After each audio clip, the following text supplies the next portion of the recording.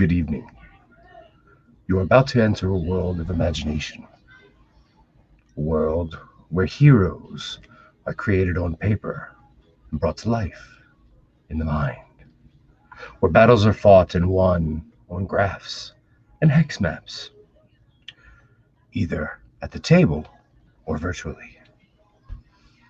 Where friends gather to create legendary stories and creatures of all kinds seek to put an end to those tales. Swords clash, spells are cast, and even the toughest puzzles can be solved with little ingenuity and a lot of luck. Here, we respect the lore and the players that came before us, but look to blaze new trails, becoming the legends of the worlds that are still in their infancy. With dice in hand and a heart for adventure, I ask you to come along with me as we enter this polyhedral paradise. And welcome to the first ever episode of The Dungeon Master.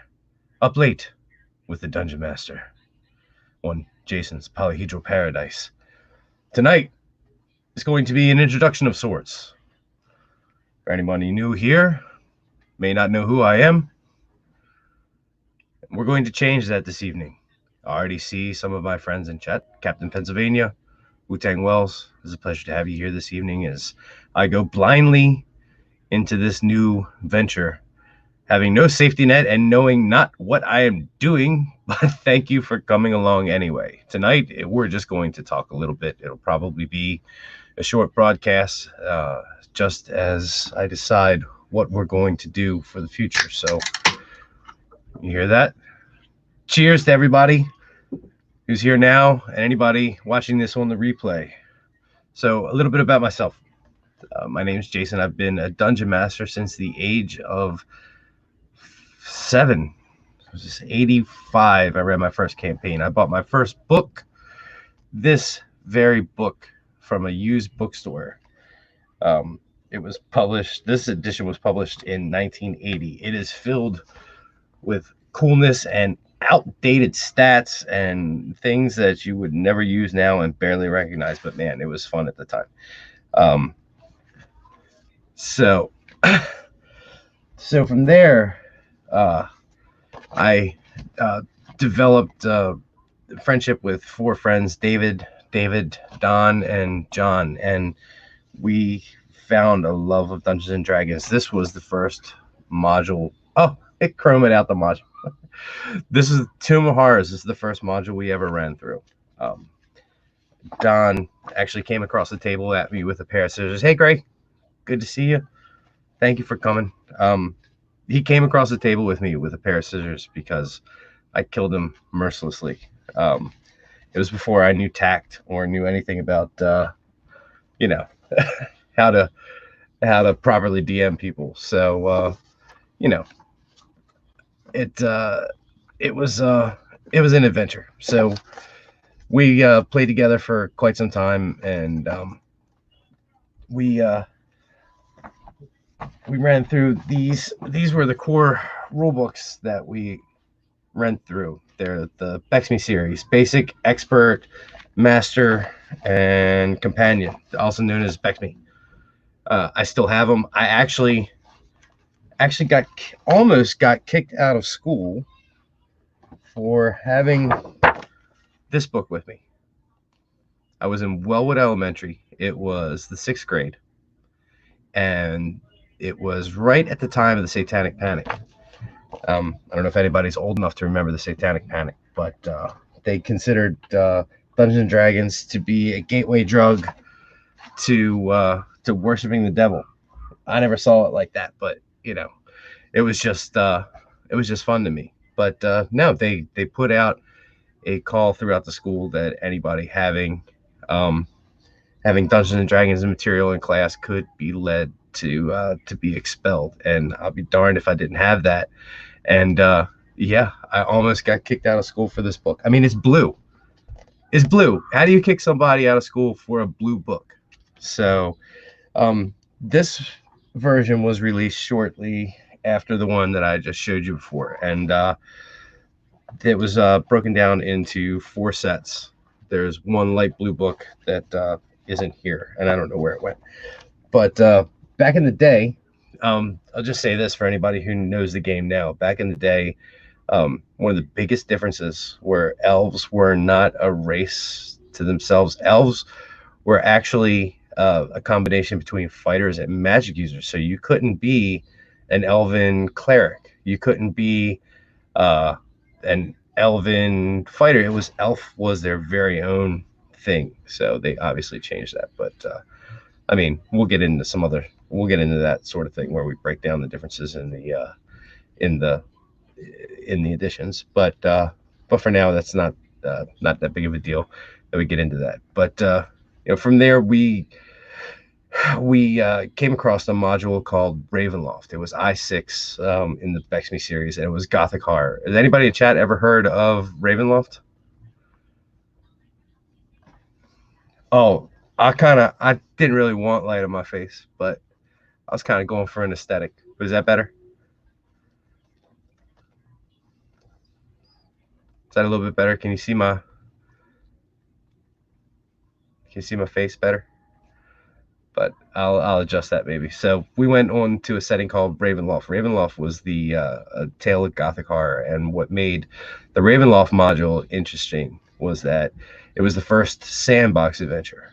So at the beginning of the adventure, you would go see a fortune teller, and the fortune teller would lay out some cards, and it would give you the location of the artifact, the main bad guy, and a couple other key plot points. So every time you played the adventure, you could play through it several different times, and you would never have the same experience. So that, to us, who at the time we just ran through very linear stories, that was groundbreaking. And the Gothic horror setting was something that I fell in love with. So then we moved.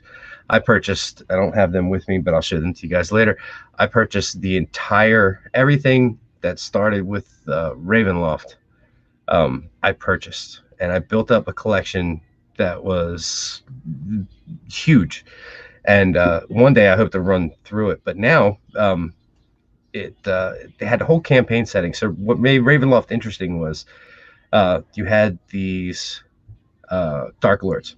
Dark Lords were creatures from other settings that were so evil that they were sucked into another realm and given their own domain. And sometimes these domains could have been the size of a telephone booth up to the size of a small country. So what they would do is they had the ability to close the borders. They could close them with mists, or they could close them with weeds, or they could keep people from leaving, keep people from coming in, but they themselves could never leave. It was their curse. They would be trapped there. The first domain was Ravenloft. Actually, it was Barovia. Strahd von Zarovich was the first one there. So they spun the module out from there and created an entire demiplane. And it would include people from Dragonlance would get sucked there, and all these other Dark Lords would have their own little pockets of land. But the thing that made it really interesting was that it was the place players went to die. Nobody ever conquered Ravenloft. It was literally the players would get sucked there, and they would run through adventures, and their goal would be to get the hell out of there. There was no defeating the Dark Lords. There wasn't. And it was great for me. I loved it. As a DM, it finally felt like I had the upper hand, but it really led to all my modules being in pristine condition because nobody ever really wanted to run through it. And so I'm going to do that. I'm going to do that soon. We're gonna run through those because I've got all these books that have never been played through and all this information, and we're gonna do it. That's another thing I want to do on the regular channel for everybody who's interested. I'm going to have a deep breakdown of all the lands of Ravenloft, and we're going to go step by step through all the Dark Lords and the players, and I'm going to teach everybody how to bring them up to 5e standards. So anyway, where was I? So yeah, so that was before I got out of elementary school, and we'll fast forward a little bit, and I still have my second edition player's handbook if anybody's interested in seeing it. So there's a cover art. The one thing that was never lacking in old school D&D was cover art. Yeah, it is cool. So this was the second edition player's handbook. When after the satanic panic, they started toning down the stuff about devils. You won't find any mentions of devils or demons in this book. You also won't find any of the tables that listed like your saving throws, your hit points, all those tables. I eviscerated them to make a quick reference guide. This was in the 80s, back in the day when nobody had access to copy machines apparently, and I just took a pair of scissors to my player's handbook and cut it up and put it on a quick reference guide. But this was the second edition player's handbook. So if you guys think that the rules are a little confusing now, I want to tell you about something called THACO. THACO is an acronym. It stands for 2-hit armor class of 0. So it was a sliding scale. So the lower your armor class was, the better it was. So if you had an armor class of 0, you would have a 2-hit number. And so let's say you had your THACO was a 7. You had a sliding scale where you had to do some high-level math to figure out what number that you needed to hit. It wasn't until third edition that they came out with unified mechanics, where you had your D20 roll like you know now, where like somebody's armor class is 18, you roll on the D20, and then you add your modifiers in. If you get above that number, you hit them. No, it was their armor class was 7. So if they had an armor class of 0, you would have had to roll 6, so that you would have to add 7 points to that 6 number, and then you would end up with a 13. So you had to do high math to figure out how to hit. It was exhausting, and for somebody who wasn't real good at math, But I took and made for everybody's character sheets. Let's see if I can find one over here. Excuse me for 1 second. I took and I made this was one of the original character sheets I did for Ravenloft, all hand drawn. So if you see down here, I have a scale, a THACO scale. So you put the 0 here, and then you had ascending numbers and descending numbers. You also had negative armor classes that you could have. So it was a little cheat sheet I did. I cribbed it so that you would be able to just like have a quick reference. So yeah, that was THACO. That was second edition. That was one of their big contributions. If you ever hear any old people talking about THACO, that's what that is. So consider yourself more knowledgeable than you would have been if you hadn't known that. Going along in this, I feel weird talking about myself this much, but what else am I going to talk about? This would be in an introduction video. So this here is the first module I ever made at the age of 9. Notice the sweet art. That's a 3-green. 3-green are ant creatures, and this module was the Isle of Kreen. And look, I've got my hex map in there that I made, and of course the thing chromated out. But yeah, there's my hex map. Me and David created this, so I'm gonna read you guys this awesome intro that I wrote for it. So all you guys watching at home, listen to this. For thousands of years, there have been legends of an artifact south of the Isle of Dread. It is rumored that it has the greatest magical powers in the universe. There is suspicion now that the artifact lies on the Isle of Kreen. Every wizard in the known world believes that he who controls the artifact will control the world. You have been recruited by the principalities of Galantry to recover this artifact. They said it would be easy. They said there is a small problem. Empress Adriana I has proclaimed this artifact belongs to Alphatia. All you know is that the artifact is a throne. Your mission is to venture across the Isle of Kreen and bring back the throne of power. They promise you there will be no danger. Then why aren't they going themselves? Yeah. Yeah. And the funny thing is, if you look at my handwriting now, it is worse than when I was a 10-year-old. So I repurposed this thing so many times.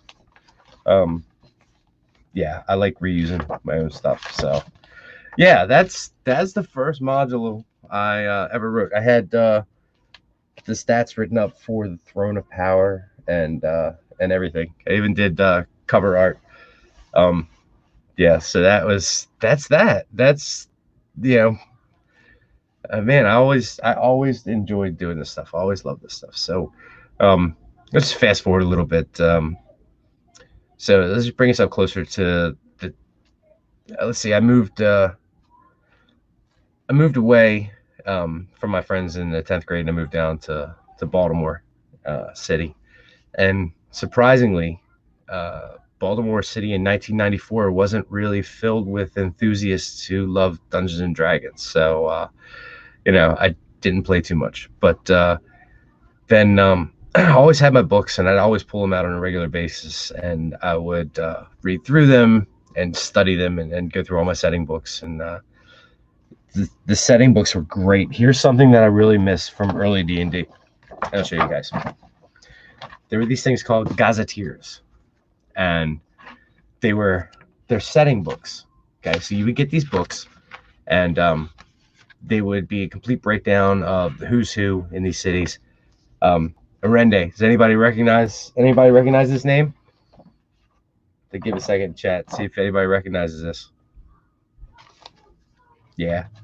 That's like I said, I repurpose a lot of stuff, and sometimes in name only.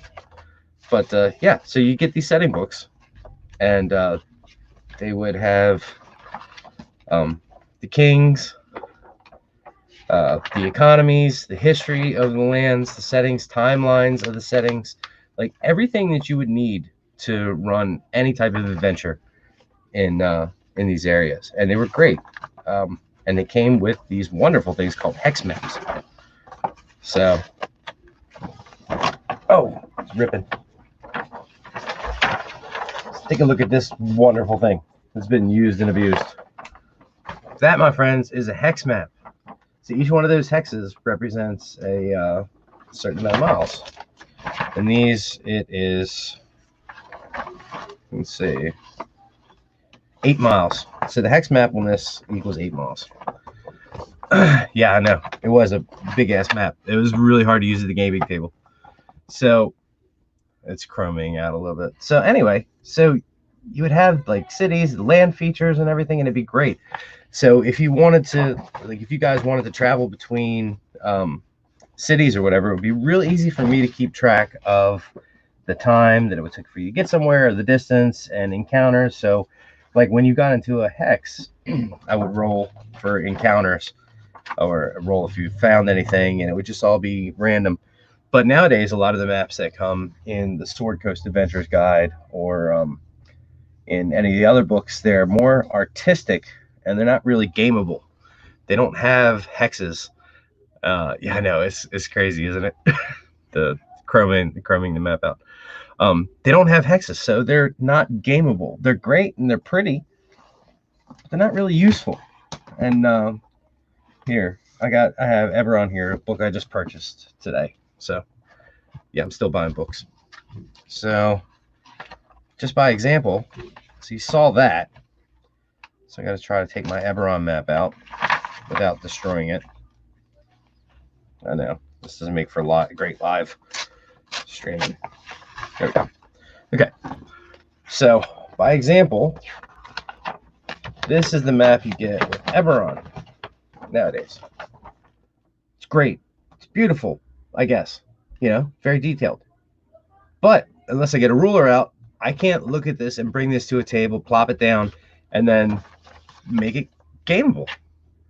So that's one of the biggest drawbacks to today's game, is that which one, Cap? One of this book? The list price on Eberron. Captain Pennsylvania asks, see, I don't know how to put your question up in, here we go. There we go. How much does one of these books cost? So this book, Eberron, cost $49.95.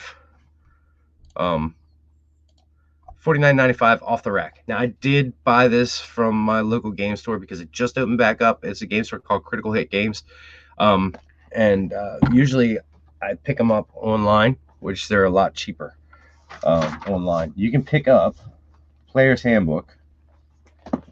This right here. Same thing for the Player's Handbook, $49.95. Player's Handbook, $49.95 off the rack, but you can pick it up on Amazon.com for almost half that. It's crazy that basically what happens is when the book is released, they give it a year before Amazon can sell it at a reduced rate. So Player's Handbook is 5 years old. Eberron, I believe, is over a year old at this point, so you can pick it up a lot cheaper. They're worth it though. I don't know. It's worth it for me to drop a little bit of extra money to my local game store because, yeah. So Xanathars is the same price. Let's see. Xanathars, I think, is the same price. Most of the core books are priced around $49. The Sword Coast Adventurer's Guide is cheaper. It is $39, but that is the most useless setting book I've ever seen. It's if you were going to put money into anything, Xanathars is much more useful because Xanathars has like half of the information that's in Sword Coast Adventurer's Guide was reprinted for Xanathars. See, what happened with the Sword Coast Adventurer's Guide is that it was the first setting book that they released for 5e, and they didn't know how popular 5e was going to be, so they put it out there as like a test, like a feeler, and they didn't put a lot of effort into it. And then once 5e kind of blew up, all these other books had a lot of the information that was in Sword Coast, but then they were just better books. If I was to recommend a book to pick up, it would definitely be Xanathars, and in some cases Xanathars over the Dungeon Master's Guide. Like if you guys were looking to get into DMing, the Dungeon Master Guide is nice, but I would get that on PDF and then pick up a physical copy of Xanathar's Guide to Everything. So, yep, $25 on Amazon. Yep, it's yeah. You should, Cap. You definitely should. And the thing is, it's nice to have them on PDF. It really is. But then there's just something about having a book that you can open up, and then sit around and read. Because I don't know if you guys are like me, but books are just there's something about the tactile feeling of having books. And like I will sit there and read through books, like just cover to cover for the heck of it. But if I have a PDF, I'll go look for one specific piece of information. So it's the difference between like a research tool and a for fun read, and I'll always take a for fun read over the research tool. Did you get a D100? Like one of these jaunts? Yeah, these are cool. Yeah, you should. These are cool. They're really great for percentile rolls, and I think they're more. I don't want to say more accurate, but it's more fun having a singular roll for percentile than rolling 2 die, because then you feel like, what's the purpose? If you roll if you roll a 3 or a 30 on your first roll, what's the point of even rolling the second D10 for your percentile? By the way, if anybody wants to jump on and chit chat, I put the link up in chat if anybody wants it. Let's see. Not that you have to, but let me just paste this here. Yep. So again, thanks everybody for just stopping by tonight. So I'm gonna do this on Wednesdays. Every Wednesday, we're just gonna get together and talk on some D&D. But anyway, let me get back to me talking about myself. I hate talking about myself. So bringing the story closer up to the present. it's about 2000 saw a renaissance of sorts for me. I was out of high school, living on my own, new group of friends who had played before, and then the dungeon master in me came back out. But started hanging out with a bunch of people who had played, but didn't have a DM and they wanted to play again. So we ran second edition for a while, and but then my friend Paul, who was a childhood friend of mine, I'd known him since I was like 4 years old. He introduced me to 3.5. 3.5 was beastly, feet heavy, bookshelf busting, min maxing, glorious slugfest. But it did have unified mechanics, which was awesome. But the amount of feats that you could take, man, I'll have to get my 3.5 books for you. If you thought there were a lot of feats and a lot of ways to maximize your character, now, like you had to plan your character out in 3.5, 4, 5, 6 steps ahead, just because you had to take prerequisites for feats, and there were certain feats that, hey Lavis, what's up, buddy? How are you? Good to see you. Thank you for stopping by, man. Appreciate that. Oh, Gray's here, so I'm gonna add Gray to the stream. So evening, Gray, how are you? Hello. How is everything this evening? Good. Can you see me? Because on my end it looks weird. You're a little fuzzy, but I can see you. Okay. Yep. And I'm fine. We were just on the trivia, so I figured might as well join this one. Yep. Den and Nerds trivia was before this, and we took an L, but it was fun, and that was an experience. So it was fun. Yeah, I'm sorry, I was just distracted looking at chat. So how long have you been playing, Gray? You want to talk about your experiences in D&D? Well, as a kid growing up in the back hills of Idaho, there was not a single other human being who played in a 100-mile radius, so there was no option to play. And then I attempted to play a handful of years ago, but I had to work too much and I was never able to be coordinated. Mm-hmm. So I was able to start playing when my daughter just started school. And now that didn't work, but because of that, I learned how to play online.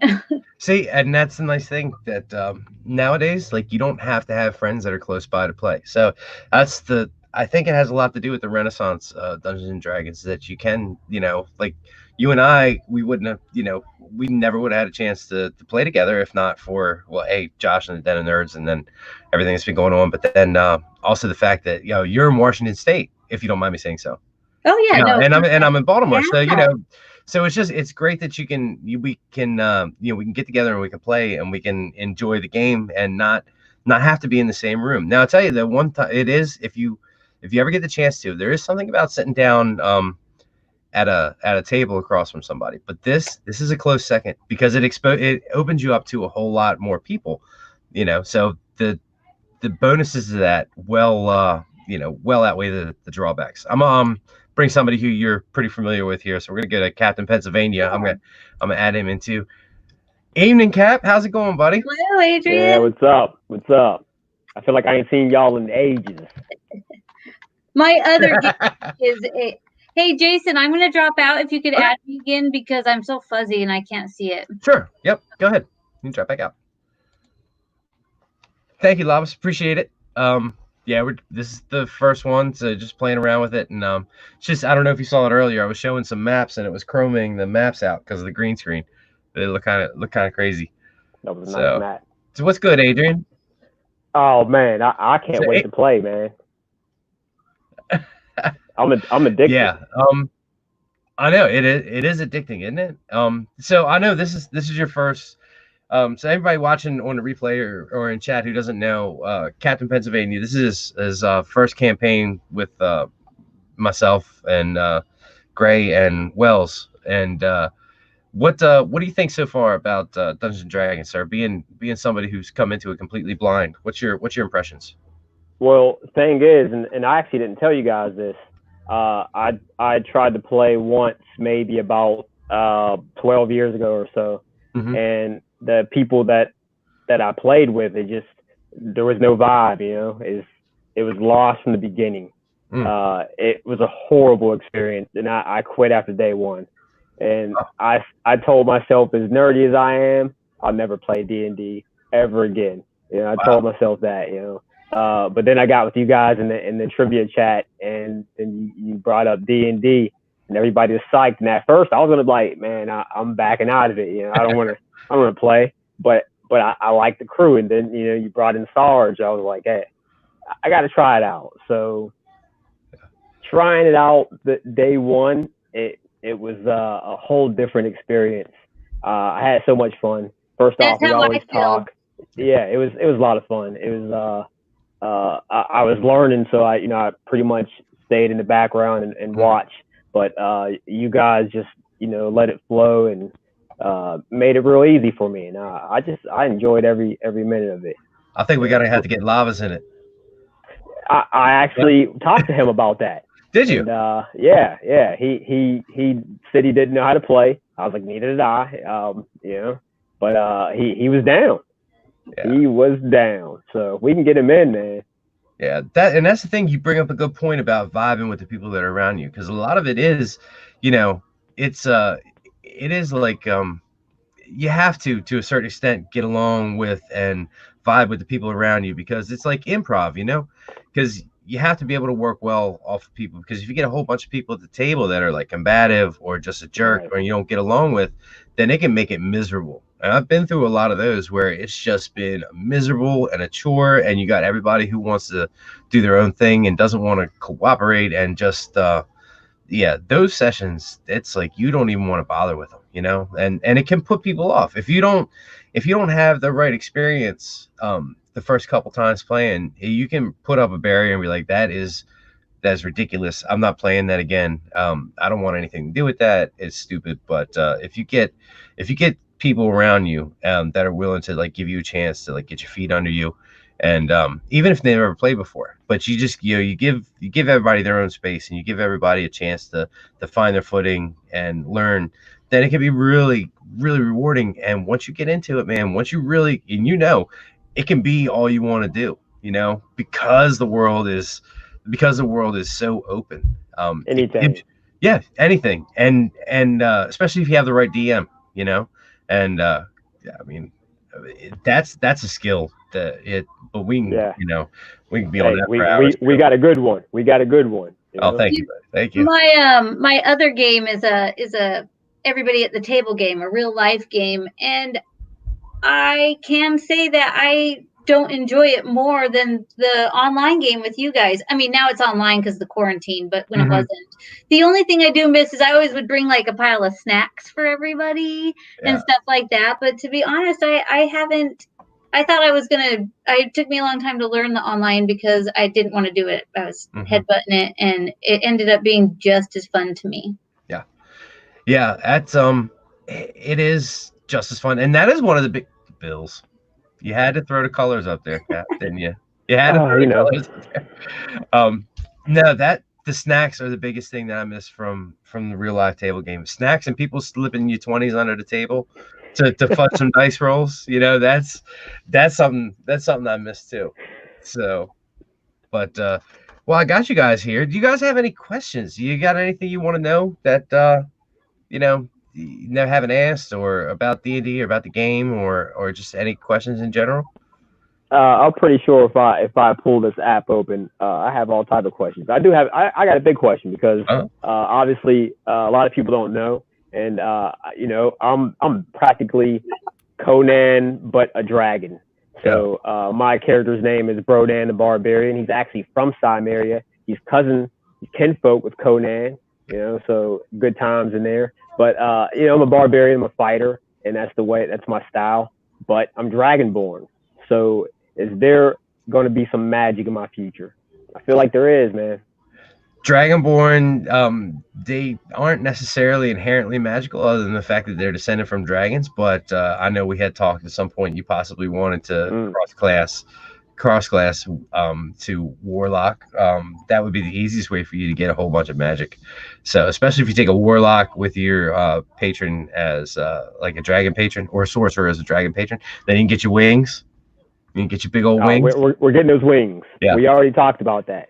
Lava, we talked about his shield. He is getting a shield. I mean, not that I can't just give it to him, but it's something that he talked about that he wanted to work to. And there's definitely ways that he's going to get his shield, and it's going to be slick. He's going to be able to throw it. It's going to be able to come back to him, but he's going to have to jump through so many hoops that he's probably going to be like, man, F this shield by the time I get it. I'm jumping, man. This shield. I'm jumping. A captain always needs a shield. Hey guys, I'm gonna hop back into the chat. Okay. All right, Gray.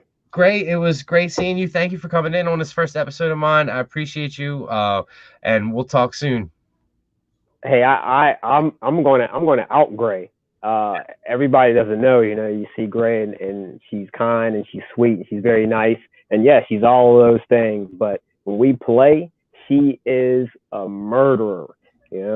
She might say like, nah, man, I'm just coming in to talk. No, she's coming in with the literal hammer on people's heads. Gray is ruthless. There was you fighting in the pit. So there was a situation a couple sessions ago where Bronan was in the fighting pits and everything went to hell because somebody decided to steal the till, and Cap's character Bronan was getting ready to get hit by this orc. And Gray came in guns a-blazing with a big war hammer and brought the hammer down on the neck of this orc. And she developed a foe for life because that man is still hot on the trail. But I don't want to say too much because I don't want to give a whole lot away. But yeah, she tried to murder that man. Oh, straight up murder him, straight up. And there was no pulling punches. So she may be a cleric. She may be a cleric that that worships a deity, but she's no saint. Nobody's gonna be confusing her for a saint anytime soon. That's for damn sure. No, man. So no. But yeah. Well, my next question is this: how the hell? I got a white ass wall. How do I get a background? You got to get a green ass wall, and then you can. Thank you, Laos. I appreciate it. It was we can't wait to see you guys in the competition. I'm just sorry with all that smack that I talked that we just couldn't pull out the W. I'm like, man. I mean, I don't know who's watching. I don't know who's watching though, but between me and you, Cap, it's kind of funny that have a video camera and they're all in the same room. I mean, it smells like fish over this way. Maybe that's just my place. It might just be that cod that was sitting out all night. This stream is not brought to you by White Claw. No. But no. But I will. But it can be sponsorship. And what's that? Okay, but it can be. But it can be. It can be. But yeah. But yeah, your character. What do you want to tell? In case anybody doesn't know this watching, what is a Dragonborn? You wanna give everybody a rundown? I hope I know. Yeah. Because basically I feel like I'm just a dragon. I look human. I don't know how I look human. I feel like I'm half human. I know I'm not. We talked about that, but I'm a dragon that's like humanoid somehow. Mm-hmm. But I don't even care because I'm humanoid. I can hold a sword. That's all I care about. And so the dragon. I didn't ask questions. No. So the Dragonborn, so and everybody else knows that Dragonborns are humanoid dragons that at some point in their life, some point in their history, a dragon mated with a human to create your race. So there's a lot of dragons have the ability to polymorph. And as a new player, I don't know if you know, polymorph just means they can change their shape. So at some point in time, one of your ancestors, sorry as a fly, one of your ancestors back in the day, while they were in human form, mated with another human, had a little baby, and that little baby came out to be a dragon. Now there's other ways that Dragonborn can be created, but that's the most common way. So get it in, man. Yep. And get it in. And he is a bronze dragon, and one of the interesting features about bronze dragons is they have dragons in general have a breath weapon. But Cap, being a fan of Cyclops, decided that he didn't want his breath weapon. He wanted his weapon to come out of his eyeballs. Yeah, man. And Cap's dragon, Bronan, can shoot lightning out of his eyes instead of his mouth.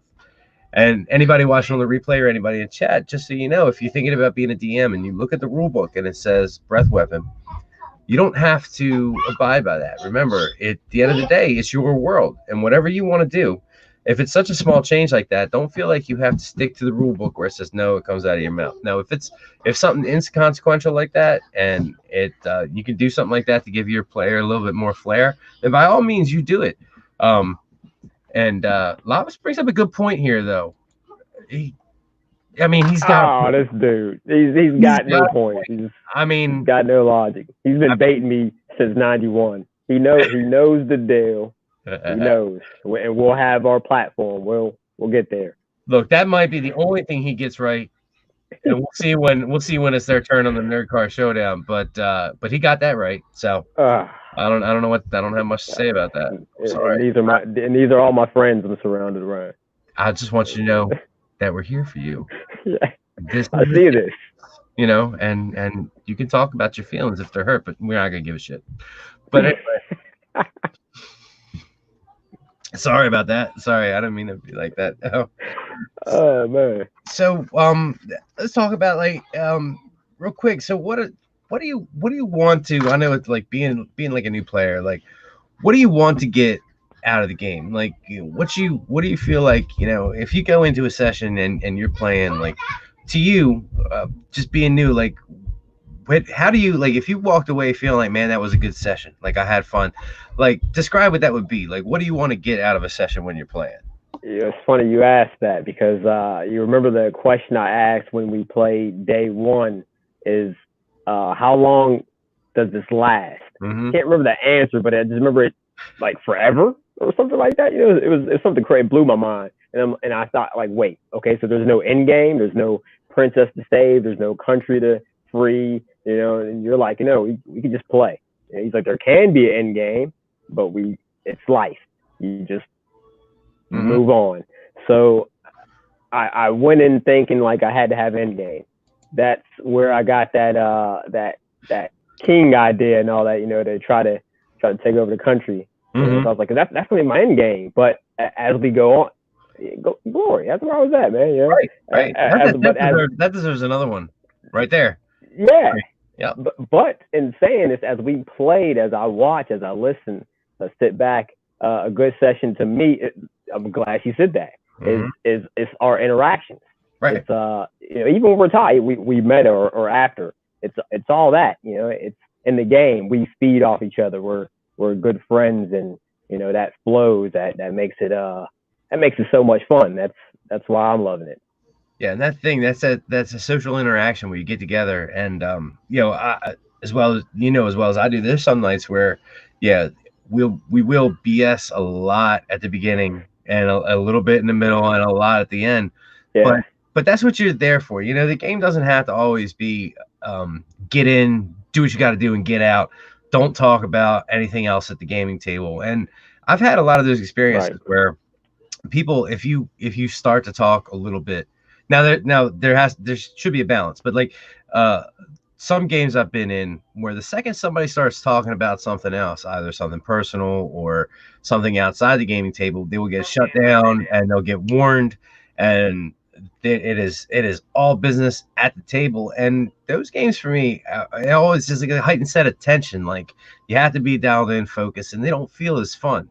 And that's for me. And I understand dungeon masters who don't want anything else at the table other than the game. But for me, like, okay, there is a line where you don't want to getting too far out of hand, where you don't want to spend like an hour talking about other stuff. But if things come up and the natural course of the conversation take you to these other little topics and you talk about it for a bit and then you pull it back, that's great, because you're there to have this social interaction and you're there to meet with friends and to relax.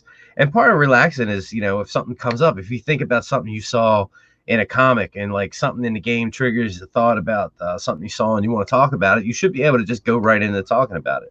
Or if like you want to, like, while the game's going on, if something cool happens, you want to spend 5 or 10 minutes talking about that cool thing that just happened, like when Wells robbed the cart and then got away scot-free and he disguised himself as one of the members of your own party. We'll get into that one time. Yeah. We'll talk all about that. But if you want to go talk about that as soon as it happens, you should be able to, rather than just being all about the game. So yeah, like that's the social interaction has always been the best part for me. So yeah. And as far as it not ending, yeah, I mean, most of the campaigns I've run have we've never I mean, we've barely finished any of them. They've either just meandered on until like people stop being able to come, or unfortunately sometimes they've gotten to the point where people get into arguments and walk away. But the end game, the princess at the castle, it's very rare that they found them, or they find them early and then usually let's just go do something else. Now we're gonna and I don't. There's two very different styles of campaigns, and you guys, I don't know if you'll know which one you guys are running. I don't want to give too much of it away. There's the big damn quest campaign where it's go go go. You want to save the world. You got the big bad to fight, and then there's the meandering little campaign where you can take some time and you got a week's worth of downtime where you can go do some of these other smaller little things where you can go tan hides and you can go back and explore little parts of towns that by yourself and run some solo missions. So there's two very different types of campaigns, and you find that sometimes the more rewarding ones can be the ones where you spend time, and especially early on that you do the little things like tanning hides and going back and sneaking back into castles that you explored and that have more downtime. I'd like to say this though as well, because a lot of new people won't understand, and this is my big thing. Like you say, like you could just tan hides or whatever, and that's actually, people need to realize that it's so limited in what you can do. You can do whatever the hell you want. Like if you think it, you can do it.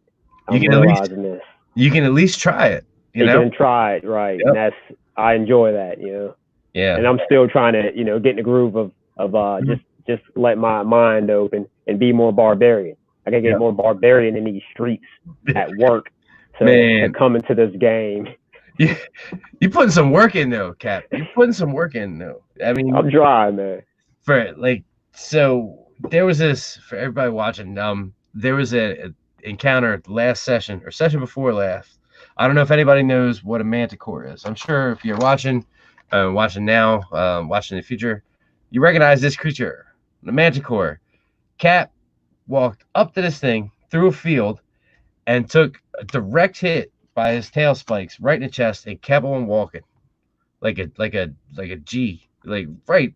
And he took it, and not a lot of people stood up to that. It hurt, but he took it, and that's how he built his character. And so yeah, that's. But don't forget though, I don't run balanced encounters, which means you're not always gonna walk into those things. Well, that's what I was also going to say too. That was a amazing story that made me sound awesome. But what he's also not saying is I didn't get one hit on this manticore. So you're like, oh man, he defeated it. Yeah, I didn't hit him once. Nah. Neat and Zestra, which is Gray's character and Wells' character, were the real heroes there. Wells tied himself to a tree, shot at him with a bow and arrow, and Zestra what? Put in chat. What was the name of the spell that you called down on him? She hit him with a never-ending story spell or something like that. It was nasty. I'll put it up once. But she destroyed him. She did massive. I was impressed. Yeah. So, but yeah, it was something. It was something to see. But yeah, I'm glad you're having fun with it, and I'm glad you're getting the hang of it. And is there anything for people that haven't played that may want to play? Like, what's your advice as a new player? What do you think? It's all about the people you play with, because my first ever experience and this experience, night and day. You got to get good people. You got to get people that you can groove with. You can have that vibe. Like you said, there's going to be arguments, and if you can't get past that destroys the game. Right. So, I would recommend finding somebody you can talk to or have an adult conversation with and actually play and enjoy the game. And then after that, it's smooth selling. Play, enjoy it. Open your mind, learn. Lavis, get in the game. Tara, stop playing games. Get in the game. We see you in the chat. Get in the game. Hey, no, I'm calling her out. She's supposed to play a day or so. Yeah, called out. The deal is once Guiding Bolt. Yes, Guiding Bolt was the spell that she hit that Manticore with. So Tara, good to see you. Thank you for coming. I appreciate it. I know first episode, we're just sitting around rapping about some Dungeons and Dragons. But yeah, Tara is supposed to come and play with us once I fulfill my obligation to talk about Pattinson versus Batman. But didn't that happen? We did that in the DC stream. I don't count that. That was a DC stream. That wasn't. That You're wasn't a good man, Jason. That wasn't specifically Pattinson versus Batfleck. That is a very specific. And I was late too. I was really late getting on. So yeah. I mean, how cruddy would I be if I was like, I fulfilled my obligation, and now you must fulfill yours? I mean, I was calling her out, man. I'll call her out, but I mean, I can't say my debt is paid. Can't do that yet. Well, she needs to do it anyways. Yes. How about that? She'll get there. I think she owes me. After what her and Lavis did tonight, yeah, they're the reason Conan lost. So they both. For Fanjaxer. Yeah, for anybody watching on the replay, we're talking about Fanjaxer. His channel does a debate 8 on Wednesday nights at 9 o'clock, and tonight was Arnold Schwarzenegger movies. Conan the Barbarian lost in the second round to Terminator. And I still say I disagree that there should have been 2 Terminator movies in that bracket. There shouldn't have been. No. Adam's in Philadelphia, so you got to excuse him sometimes. Well, we can't all be, normal. I don't know. I mean, what's fun to do in Philadelphia? Pack up and get the fuck out of there. I was gonna say eat a cheesesteak. Then you can go after that. Oh, that was my first F-bomb on my live stream. So yeah. Gotta get it out, man. Yeah. I guess I'm officially not for kids. So gotta get it out. Yeah, I know. I got so Cap, I'm probably gonna go in a couple minutes because I've been going for a while and I've rambled on a bunch. But thank you for coming on and rapping with me for a little while on this first edition of Up Late with the Dungeon Master. I got mad love for you, man. I'm happy every day that I get to talk with you guys. And no, I'm serious, and it's really good that there's a lot of stuff going on right now, and it's good to have a lot of people in my life, and hopefully yours too, that you can talk to and you can depend on to be friends. And this, not just this game, but this community and everything has really brought no doubt, a lot of people into my life that I'm very thankful for, and you're one of them. And thank you very much for coming and hanging out with me and stuff. Hey, I love you, man. I love you too, buddy. And I'm sure I'll talk to you in probably a few minutes. So definitely. All right, buddy. I'll talk to you later. All right, man. I appreciate being here. Yep. Take it easy, buddy. That was Captain Pennsylvania. Another one of the friends in my D&D group. So look, guys, I'm gonna cut it here. So I know I didn't get into everything about my personal life, which is probably good for you guys. So I'm going to probably pick back up in the year 2000 next Wednesday, and then if you guys in chat and in the replay, let me know what topics specifically you guys would like to see me cover here. I'm going to do a whole bunch of stuff in regular videos. My first video is going to be an introduction video, and then I'm going to go directly into a flame video. The flame video is going to be, does D&D have a Magic the Gathering problem? Magic the Gathering is invading D&D, and I do not like it. With a plethora of settings already in the bag for Dungeons & Dragons, why, oh why, does Wizards of the Coast seem to want to push Magic the Gathering settings and ignore settings such as Mystera, Greyhawk, and Dragonlance, and not to mention my favorite, Ravenloft? So expect that video from the main channel. We're going to be live every Wednesday between 10:15 and 10:30, depending on when Fanjaxer finishes up and I can get my green screen back up. And expect a video from me probably posted on Thursdays moving forward. So how to play online, that's a good one. Tara, it was great seeing you. Lavas, thank you very much for stopping in.